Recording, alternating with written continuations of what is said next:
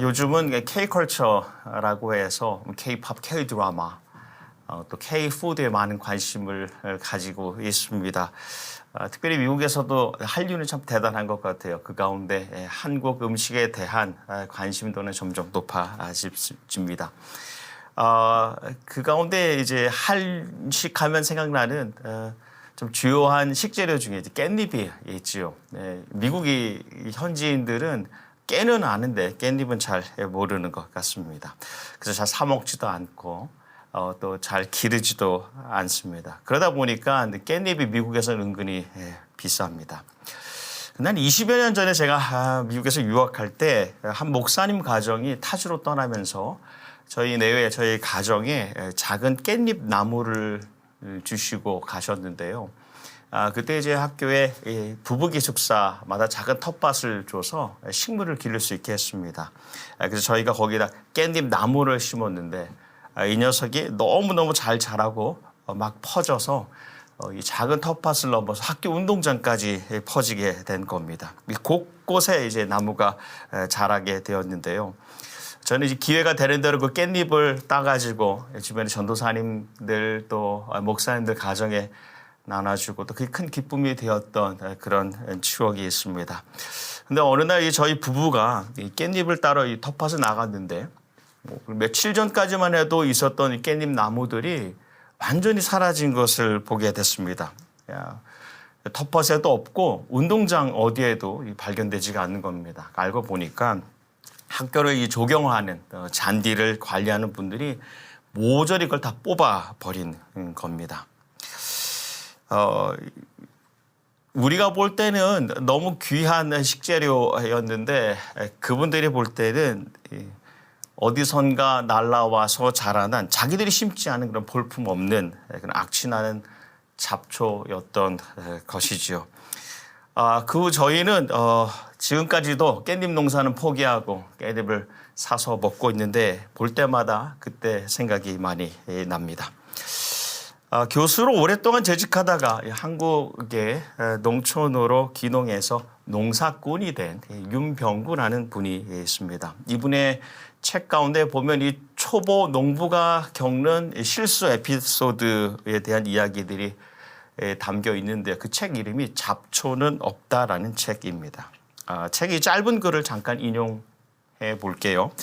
올 이른 봄에 겪었던 잡초 사건이 기억난다. 마늘밭을 온통 풀밭으로 바꿔놓은 그 괘씸한 잡초들을 죄다 뽑아 던져버린 뒤에야 그 풀들이 잡초가 아니라 별꽃 나물, 광대 나물이었다는 사실을 알고 얼마나 후회했는지 모른다. 정갈하게 거두어 무쳐 먹고 효소식품으로 바꿔도 좋을 약이 되는 풀들을 내 손으로 그 씨앗을 내가 뿌리지 않았는데도 돋아났다는 그 이유 하나만으로 적대시하여 죄다 수고롭게 땀 흘려가며 뽑아서 버렸으니 참 어리석기도 하지라는 그런 고백의 글입니다.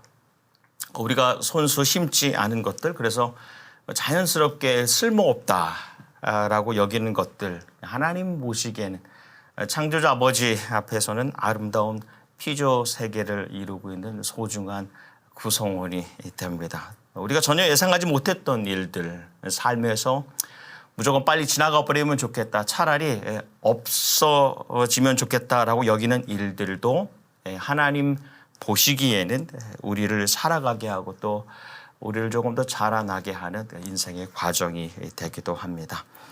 그래서 우리 인간의 잣대로 우리 기준으로 재단하면 정말 세상에는 쓸모없는 것들, 필요 없는 일들이 가득한 것 같습니다.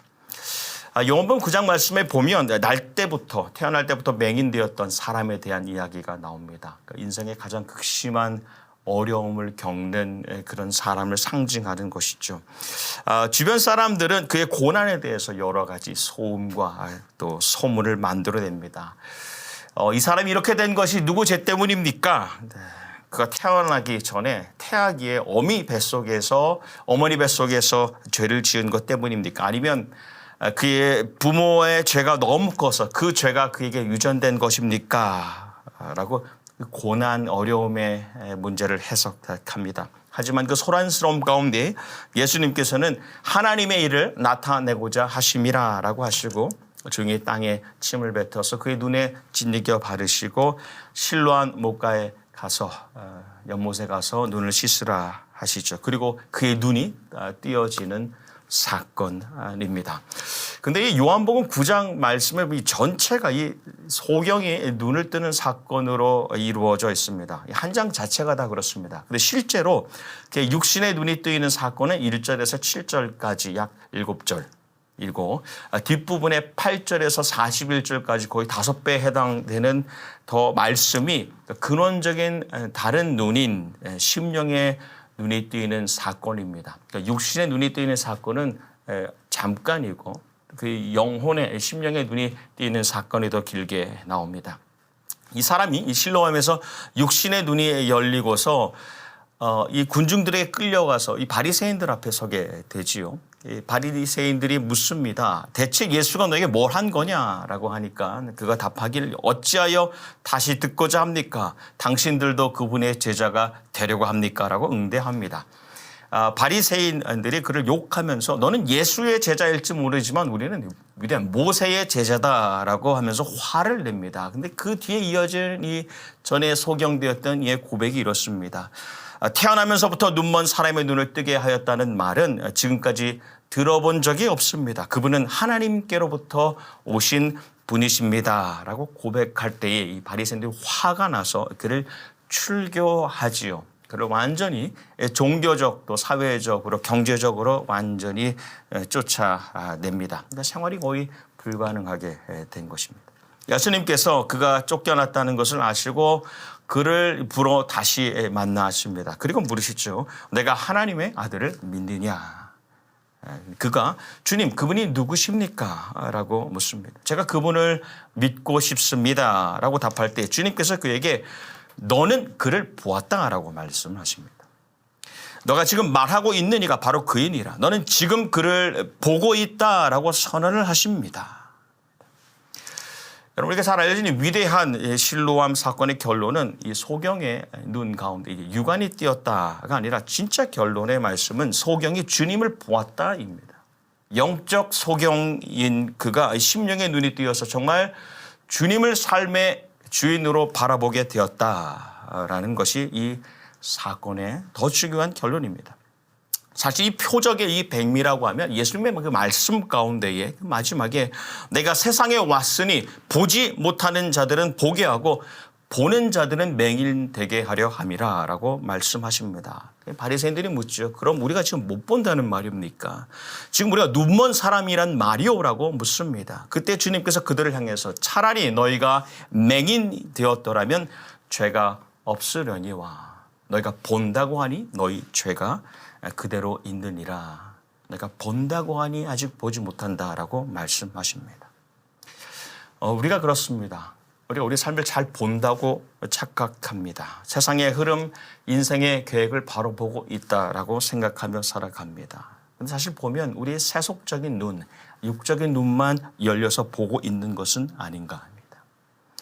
세상에 돌아가는 것들, 사람의 모습들만을 보느라 정말 하나님의 일하심, 하나님의 역사하심, 하나님의 영광 받으시는 그 모습은 우리가 보지 못하고 살아가는 정말 영적 눈은 감겨버린 소경되는 일이 많다는 겁니다. 바라기는 월드미션의 모든 가족들에게 거룩한 영적인 그 영안이 영적 안목이 항상 열려 있어 하나님의 그 일하심과 하나님 영광 받으심을 함께 보실 수 있기를 주님의 이름으로 축복합니다.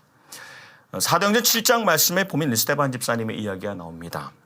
자기를 고발한 유대 지도자들과 또 군중들 앞에서 재판을 받습니다. 유대 지도자들이 마지막으로 변론할 기회를 그에게 주지요. 근데 그 시간을, 그 짧지 않은 시간을 그는 아브라함부터 예수 그리스도까지 이어지는 이 말씀으로 채워갑니다.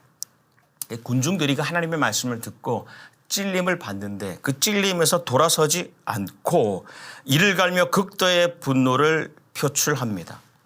이어지는 말씀이 그런데 스데반이 성령이 충만하여 하늘을 쳐다보니 하나님의 영광이 보이고 예수께서 하나님 오른쪽에 서 계신 것을 보았다입니다. 이어서 보라 하늘이 열리고 인자가 하나님 우편에 서신 것을 보노라라고 선포합니다. 그 주변에 있는 군중들이 이성을 잃고 부르르 떨면서 달려와 돌을 던지는 그 긴박한 상황 가운데 스데반은 눈을 감습니다. 육신의 눈을 감고 오히려 그 영의, 그 심령의 눈을 떠서 오직 주님을 바라보니 예수님께서 하늘의 그 보좌에 그냥 앉아 계신 것이 아니라 서서 그를 집중하여 바라보고 계신 것을 또한 보게 됩니다. 여러분과 주님을 더 집중하여 바라볼 때에 그분은 현재 우리의 고난이 장차 주님의 일하심, 그분의 역사와 그분의 마침내 영광 받으심과 이어져 있음을 우리 또한 영적인 눈으로 보게 됩니다. 그래서 말씀은 이 투석형으로 이 죽어가는 스데반이 죽었다가 아니라 잠들다라고 말씀은 묘사하고 있습니다. 하나님의 일하고 계심, 나의 고난, 나의 어려움 속에서 그분이 역사하고 계심, 그분의 영광 받으심을 볼 수 있는 우리. 육신의 눈은 오히려 감고 세상의 모든 소음과 소문은 감고 영적인 눈으로 그분을 바라볼 때 우리의 고난이 끝이 마침이 아니라 늘 새롭게 이어지는 시작임을 고백하게 되는 것이죠. 오늘 우리가 함께 나눈 말씀은 이제 욥기 42장 마지막 말씀입니다. 욥의 고백이 이제는 제가 눈으로 주를 배움나이다. 이전엔 제가 하나님 어떤 분이신지에 대해 이 육신의 귀로만 들었는데 이제 이 눈으로, 이 영적인 눈으로 하나님을 뵙니다라고 말하고 있습니다. 고난 그 어려움의 시간 가운데에 세상의 귀를 열고 사람의 소리를 들으려고 할 때, 친구라 하여도 그들을 바라볼 때에 이 수많은 소란과 소음과 소음만을 볼 수밖에 없었고 그것만이 들려줬습니다. 하지만 만사를 닫고 그 심령을 열고 오직 주님만을 구할 때에 모두가 잠잠해지고 마지막에 그 주님의 음성이 들리며 주님 주시는 그 고요함과 그 평안함을 맛보게 됩니다. 신학적인 질문 가운데 이 욥이 이 사탄의 역사로 이 괴계로 인하여서 잃어버린 그 자녀들은 어떻게 욥에게 보상이 되고 또 배상이 될 수 있을까라는 그런 신학적 질문이 있습니다.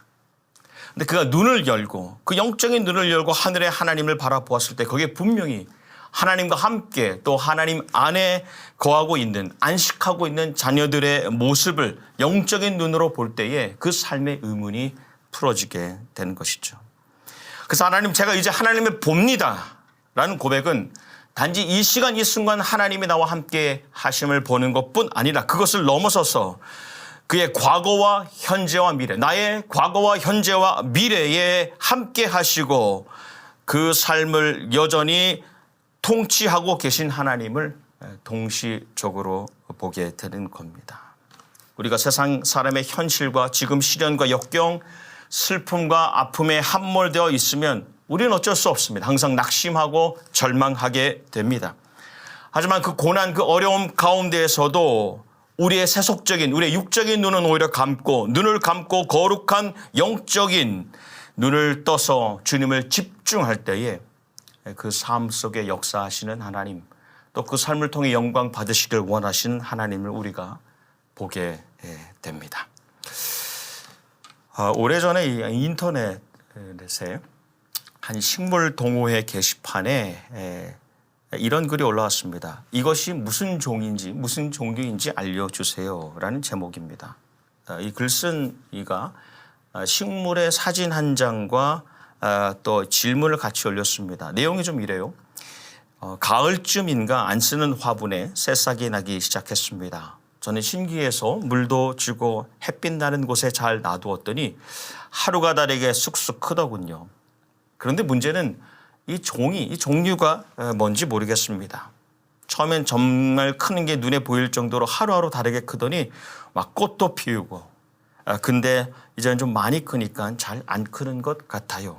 예전엔 잎도 바짝 세워져 있어서 건강하구나 생각했는데 요즘엔 잎이 축 늘어져 있어서 마음이 아픕니다. 보시고 꼭 무슨 종류인지 알려주세요. 너무 궁금한 녀석이거든요. 혹 그냥 잡초일까요? 라는 그런 질문 글이었어요.